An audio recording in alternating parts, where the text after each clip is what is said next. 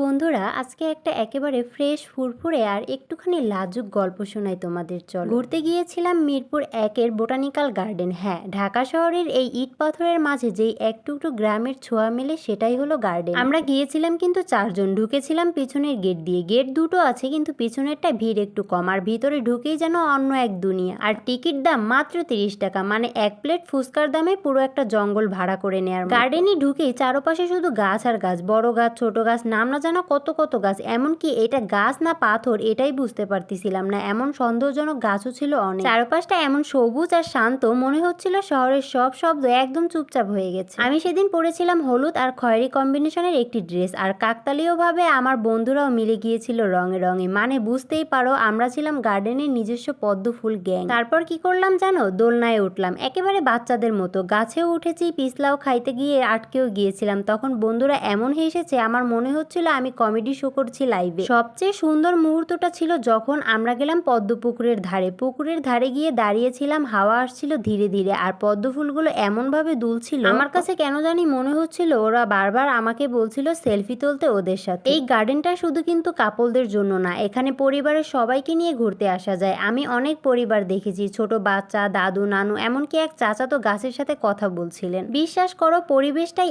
এমন যে মানুষ নিজের মন খুলে দেয়। আমি তো একেবারে পাহাড়ের চূড়ায় উঠে গিয়েছিলাম। সবশেষে তোমাদের একটা কথাই বলবো, যদি তোমার মনটা একটু বিষণ্ণ বা খারাপ থাকে আর গরমের মাথায় রোদ ওঠে, তাহলে একদিন বেরিয়ে পড়ো। বোটানিক্যাল গার্ডেন তোমার মনটাকে একটু প্রকৃতির মতোই কোমল করে দিবে। আমি তো পরিবেশের ছোঁয়ায় একেবারে গাছের উপরেই উঠে গিয়েছিলাম। আবার ভেবো না যে গাছ বাইতে পারি, আসলে পড়া গাছেই উঠে গিয়েছিলাম। আর হ্যাঁ, আর একটা কথা, যাওয়ার আগে পানির বোতল কিন্তু নিও, আর ফেরার সময় নিজের ভিতরে শিশুটাকে ফিরিয়ে আনো, যেমনটা আমি এনেছিলাম। আর সব থেকে বড় কথা, এই জায়গাটা হলো ছবি তোলার জন্য অসাধারণ একটি লোকেশন। প্রতিটি বাঁকে এমন কিছু রং, আলো আর ফ্রেম পাওয়া যায়, মনে হয় যেন কোনো ফিল্টার ছাড়াই ছবি ম্যাজিক হয়ে গিয়েছে। তোমরা তো দেখতেই পেলে, এখানে শিশু পার্কের মতো দোলনাও আছে। ছোটরা তো বটেই, বড়রাও আবার শিশু সুলভ হতে পারে এখানে। আমি নিজেই দোলনায় উঠেছিলাম, আর সেই মুক্ত বাতাসে একটা হাসি এসেছিল মুখে। আমি মনে করি পরিবার নিয়ে আসার একদম পারফেক্ট জায়গা। শুধু প্রেমিক প্রেমিকার না, দাদা দাদি থেকে শুরু করে ছোট বাচ্চা সবাইকে নিয়েই আসা যায় এখানে। আর শুরুতেই তো তোমাদের বলে দিয়েছি যে এখানে টিকিট মাত্র 30 টাকা, মানে